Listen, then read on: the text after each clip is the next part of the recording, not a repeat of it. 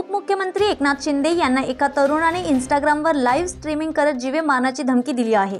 एकनाथ शिंदे यांना गोळ्या घालून ठार करू अशा प्रकारची धमकी आरोपींनी दिली असून या प्रकरणी ठाण्यातील श्रीनगर पोलीस ठाण्यात गुन्हा दाखल करण्यात आला आहे। याबाबतचा व्हिडिओ व्हायरल झाल्यानंतर शिंदे गटाचे कार्यकर्ते आक्रमक झाले असून धमकी देणाऱ्या तरुणावर कठोर कारवाई करण्याची मागणी कार्यकर्त्यांकडून केली जात आहे। हा धक्कादायक प्रकार उघडकीस येताच श्रीनगर पोलिसांनी तातडीने तपासाची चक्र फिरवली असून धमकी देणाऱ्या तरुणाची ओळख पटवली आहे। हितेश धेंडे असं धमकी देणाऱ्या 24 वर्षीय तरुणाचं नाव आहे। तो ठाण्यातील वडरी पाडा परिसरातील रहिवासी आहे। आरोपीने इंस्टाग्रामवर एकनाथ शिंदे यांना धमकी देताना त्यांच्या कुटुंबाबद्दल अपशब्दांचा वापर केला आहे। तसेच शिंदे यांना गोळ्या घालून ठार मारू अशी धमकीही आरोपीने दिली आहे।